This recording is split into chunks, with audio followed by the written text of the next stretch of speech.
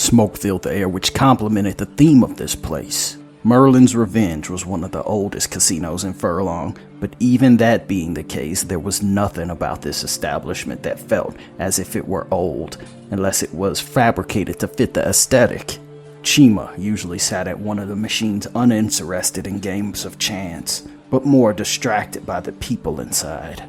She didn't care much for humanity, but if she was to be completely straightforward, kindred were becoming more and more uninteresting to her as well with each passing night. She did, however, make exception for people in casinos, because at the very least, there were people there that had complex emotions that ran extremely high or extremely low. For her, humans outside of the casinos were painted in muted colors, but inside they were vibrant. The only other time they managed to burn with such passion was when they were in extreme danger or lust, which was the reason Chima was usually so attracted to old men.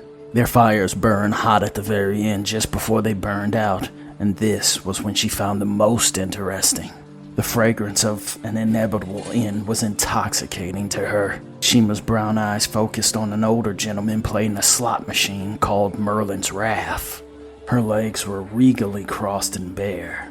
They were such a smooth, deep almond brown they looked like liquid. Her black dress had slits on both sides, and one elbow slumped to the side as if she were bored. The thing about most men of a certain age, they might see her beauty, which was that of a woman eternally 22.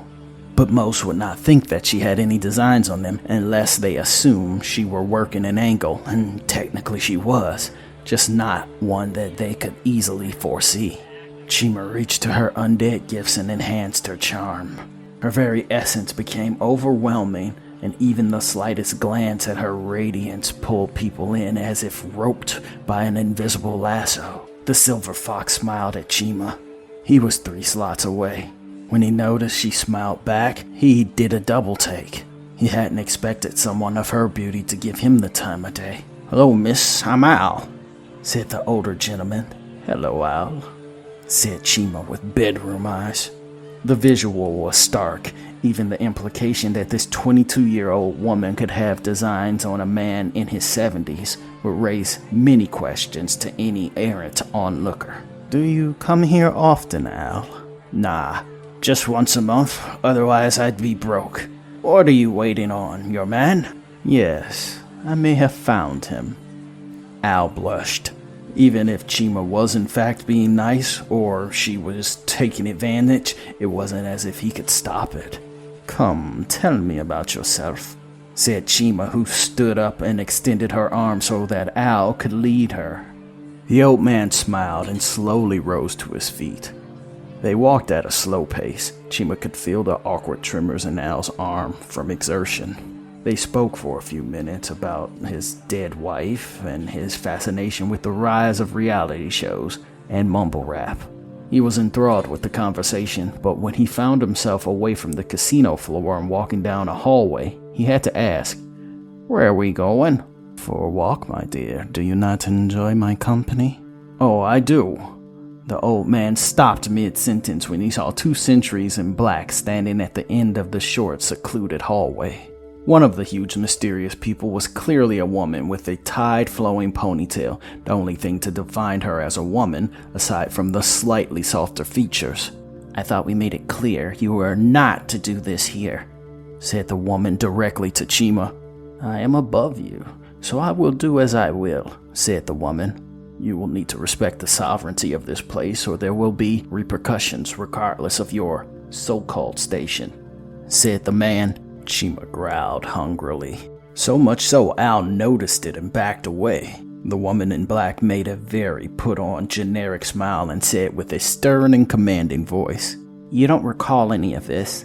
You got a voucher for $50? Go back to your gaming, sir."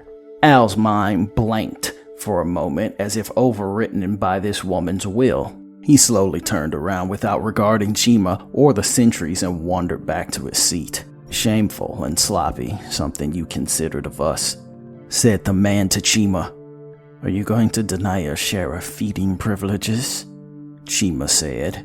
Her anger came from the feeling of a child attempting to coerce a parent to bed. In this place, absolutely, there is no hunting, said the woman. I had no intention of doing it here. You can't hunt in our grounds, then eat somewhere else. As old as you are, you should understand that, said the woman. Chima reached for the hidden dual blade she affixed to her back covertly. If she heard one more word of disrespect from these two, she would kill them dead, along with whatever humans were unlucky enough to have witnessed it. The two sentries crouched slightly lower as if mirroring Chima's stance of warning. Will you leave peaceably, or will we have to remove you? Said the woman. I do not know. Will you? Chima goaded. Seconds went by, each side waiting for the other to make a move. The air was filled with quiet menace. Suddenly, Chima's phone rang. Both sides looked at each other. When the second ring happened, Chima slowly looked at the call window. It was her hound, Sid. Despite wanting to finish this show of aggression to its conclusion, she couldn't ignore her duties. Yes, she said decisively. Boss, we got a fucking problem. We need to meet up, said Sid from the other end. Okay, I'm on my way, said Chima, hanging up the phone. She relaxed and walked past the two floor bosses as if nothing happened, though it was clear that neither side was going to say as such.